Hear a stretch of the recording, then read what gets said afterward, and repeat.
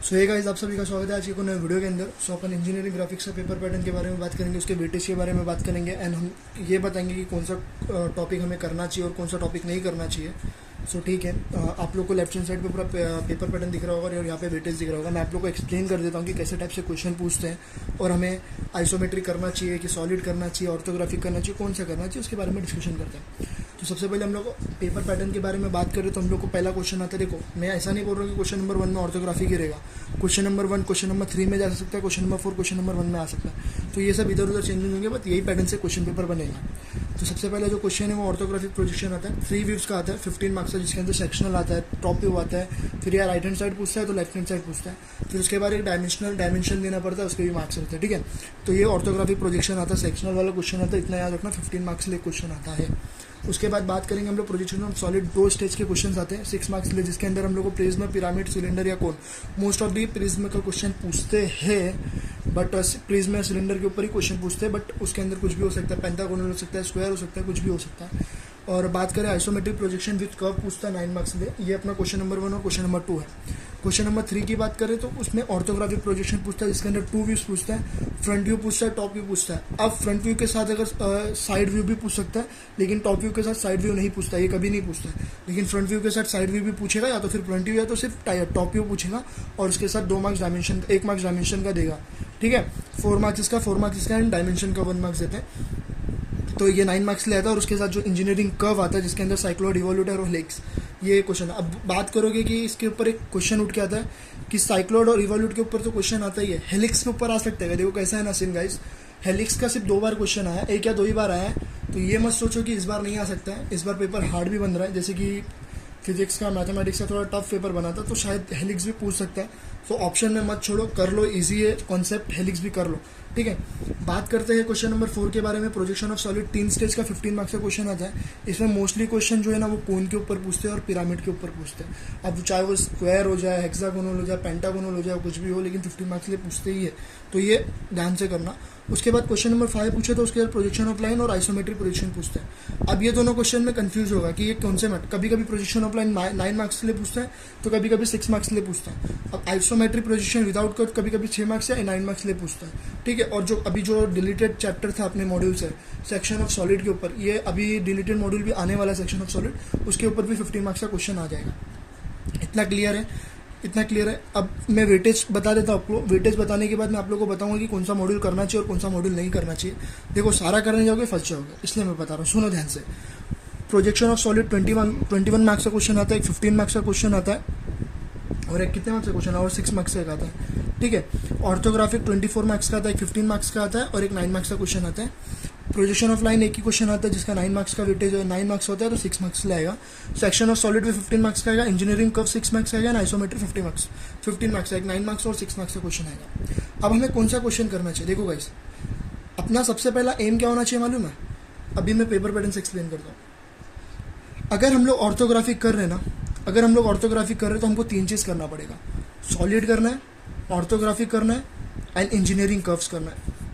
अगर हम लोग ऑर्थो कर रहे हैं तो ऑर्थो के साथ सॉलिड और कर्व्स करना पड़ेगा। इतना क्लियर है, इतना क्लियर है। मान लो हम लोग अगर ऑर्थोग्राफिक नहीं कर रहे, लेकिन एक चीज़ आपको करना ही पड़ेगा, जो है वो सॉलिड। ये एक ऐसा मॉड्यूल है जो आप लोग को पास करा सकता है, तो सॉलिड को हमें छोड़ना नहीं है। अब मैं बात डिफरेंस किस में कर रहा हूँ मालूम है? ऑर्थोग्राफिक में और आइसोमेट्रिक, दोनों में से कौन सा करना चाहिए। देखो, वेटेज तो सबसे ज़्यादा इसका, ये तो करना ही चाहिए, ये तो ईजी भी होता है, आइसोमेट्रिक थोड़ा टफ होता है। ठीक है, अगर ऑर्थो कर रहे हो तो आप लोग को ये दोनों करना पड़ेगा। इतना क्लियर है। अब मान लो अगर आप लोग आइसोमेट्रिक कर रहे हो, तो उसके साथ क्या करना पड़ेगा? सॉलिड, आइसो और लाइन करना पड़ेगा। ये 3 टॉपिक करना पड़ेगा। क्यों? ध्यान से सुनो। ऑर्थोग्राफिक आप कर रहे हो, ठीक है, ये एक ऑर्थोग्राफिक का यहाँ पे आपको 15 मार्क्स का क्वेश्चन है। ठीक है, उसके साथ मैंने क्या बोला, सॉलिड का करने बोला, यहाँ पे 6 मार्क्स का आएगा, ये क्वेश्चन नंबर 2। और उसके बाद क्वेश्चन नंबर 3 किधर गया? ये एक ऑर्थोग्राफिक 9 मार्क्स का हो गया, और यहाँ पे कर्व 6 मार्क्स का हो गया। ठीक है, ऐसा क्वेश्चन है।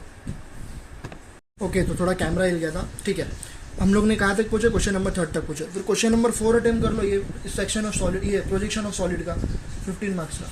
देखो, क्वेश्चन नंबर 1 से लेकर क्वेश्चन नंबर 6 तक कोई भी 4 क्वेश्चन अटेम्प्ट करना है, तो हमारे 4 क्वेश्चन हो गया ना। ऑर्थोग्राफिक कर लिया, सॉलिड का इसमें कर लिया, ऑर्थोग्राफिक प्रोजेक्शन का कर लिया, फिर कर्व कर लिया, फिर ये प्रोजेक्शन ऑफ सॉलिड कर गया। अब मान लो इसके अंदर तुम लोग बोलोगे कि ये, अभी तुम लोग बोलोगे कि इसके अंदर आइसोमेट्रिक आ रहा है तो हम लोग आइसोमेट्रिक करना चाहिए। देखो कैसा है ना, ये तीनों के साथ अगर आप लोग सेक्शन ऑफ सॉलिड भी कर लिया ना, ये भी इजी होता है, तो 15 मार्क्स इधर हो जाएगा, तो आप लोग को ये करने की ज़रूरत नहीं पड़ेगी।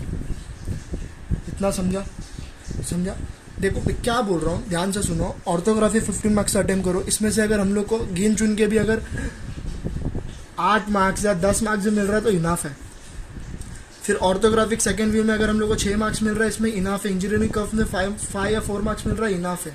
फिर प्रोजेक्शन ऑफ सॉलिड में यहाँ पे 10 मार्क्स ले लो, इनाफ है। ये 10 20 हो गया, 20 5 25 हो गया, 25 और 6 कितना हो गया, 31 हो गया। अरे पास हो रहे हो ना आराम से। फिर ये तो क्वेश्चन को हम लोग ने काउंट भी नहीं किया। चलो मान लो अगर आप लोग ये कर रहे हो तो इसमें से 4 मार्क्स मिल गया, 35 हो गया। अगर ये नहीं कर रहे हो, ये कर रहे हो, इसमें से मतलब 8 मार्क्स हो गया, तो पास हो जा रहे हो अच्छे से, 39 आ रहा है अगर आप लोग ने ये मेथड फॉलो किया तो। अब बात करता हूँ सॉलिड के बारे में, ये आइसोमेट्रिक के बारे में। अगर आप लोग ने सॉलिड आइसोमेट्रिक लाइन किया तो पास हो सकते हो क्या? देखो क्वेश्चन, अगर आप लोग ने आइसोमेट्रिक किया साथ में तो ये क्वेश्चन नंबर 1 तो आपको छूटना ही है। क्वेश्चन नंबर 2 भी एक सॉलिड तो आपको करना ही है, तो यहाँ आपको 15 मार्क्स अटेम्प्ट होगा। नए पेन से कर देता हूँ, सॉरी, मैं भी इसकी बात कर रहा हूँ आइसोमेट्रिक की। देखो क्वेश्चन नंबर 1 अपना छूट जाएगा। क्वेश्चन नंबर 2 की बात करें तो यहाँ पे 15 मार्क्स का अटेम्प्ट होने ही वाला है, ठीक है। फिर क्वेश्चन नंबर 4 की बात करें, ये भी 15 मार्क्स का अटेम्प्ट होने वाला है, 2 क्वेश्चन हो गया। अब क्वेश्चन नंबर 5 की बात करें, प्रोजेक्शन ऑफ लाइन और इंजीनियरिंग कर्व्स, 15 मार्क्स इधर हो गया, सॉलिड भी 15 मार्क्स हो गया। तो आपको ना करना तो है, देखो आइसोमेट्रिक करना है, ऑर्थोग्राफिक वो तो करना ही है, दोनों में से ऑप्शन में आप लोगों को एक चूज करना है। लेकिन उसके साथ आपको सॉलिड और प्रोजेक्शन ऑफ, ये क्या बोलते हैं, सेक्शन ऑफ सॉलिड, ये दोनों चैप्टर तो सबसे पहले आप लोगों को करना ही है पास होने के लिए। क्योंकि अगर आप दोनों ने ये दोनों चैप्टर नहीं किया ना तो याद रखना फेल हो जाओगे। अगर आप लोग सिर्फ ऑर्थोग्राफिक प्रोजेक्शन के बारे में सोच के जा रहे हो भाई 24 मार्क्स का वेटेज है तो मैं पास हो जाऊंगा क्या, अरे बेवकूफ़, उसमें मार्क्स कट जाता है भाई।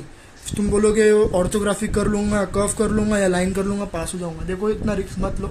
सॉलिड अच्छा खासा टॉपिक है। सॉलिड के अंदर ये प्रिज्म, पिरामिड, सिलेंडर और कोन के ऊपर आता है। इसके ऊपर तुम स्क्वायर के ऊपर कर लो, पेंटागोनल के ऊपर कर लो, हेक्सागोनल के ऊपर कर लो ना भाई, इजी रहता है टॉपिक। तो थोड़ा प्रैक्टिस करो। क्वेश्चन बैंक अपने पेज पे अपलोड हो चुका है। तो यही एक मेरा सिनेरियो था आप लोग को बताने का कि आप लोग पास कैसे हो सकते हो। मैंने 2 ऑप्शन दिया, एक प्लान ए दिया और प्लान बी दिया। अगर ऑर्थो के साथ आप ऑर्थो करना है तो आप लोग को सॉलिड, कर्व और सेक्शन करना पड़ेगा। अगर आप लोग को आइसो कर रहे हो तो सॉलिड, लाइन और सेक्शन करना पड़ेगा। बस यही बोल रहा हूँ मैं। ये दोनों में से कोई एक चीज़ फॉलो करो, आराम से पास हो जाओगे। लास्ट टाइम भी मैंने बच्चों को यही बताया था और मोस्ट ऑफ द स्टूडेंट पास हुए थे। इस बार भी मेरा यही पेपर पैटर्न है, ऐसे फॉलो करो, पास हो जाओगे। मत करने जाओ सब करने जाओगे पागल हो जाओगे। गिन के 3-4 दिन बच्चा अच्छे से प्रैक्टिस करो, जम के प्रैक्टिस करो, कोशिश करो ज़्यादा से ज़्यादा स्कोर करने की। और क्या ही बोल सकता हूँ, बस यही मेरा एक प्लान था कि आप लोग को पास करने का। अगर आप लोग को इससे भी अच्छे प्लान्स लग रहे हैं कि पास होने के तो आप लोग वो फॉलो करो, बट मेरा यही प्लान है। एक और बार जिसको नहीं समझा रहेगा मैं वापस से एक्सप्लेन कर देता हूँ। अपने पास 2 ऑप्शन है, ये ऑर्थोग्राफिक या आइसोमेट्रिक। देखो ऑर्थोग्राफिक है, ये आइसो है, ये दोनों के साथ हमें सॉलिड तो देखने मिलेगा, ये दोनों के साथ हमें सॉलिड तो करना है। अब इसके साथ हमें लाइन और कर्व ऐड करना है। ऑर्थो के साथ हमें कर्व ऐड करना है और आइसो के साथ हमें लाइन ऐड करना है, और दोनों के अंदर सेक्शन आएगा, ठीक है। बस इतना बोल रहा हूँ। अगर आप लोग ऑर्थो करने जाओगे तो आप लोग का देखो क्या बचेगा, आइसोमेट्रिक बच जाएगा और प्रोजेक्शन ऑफ लाइन बच जाएगा। अगर आप लोग आइसो करने जाओगे तो ऑर्थोग्राफिक बच जाएगा और कर्व बच जाएगा।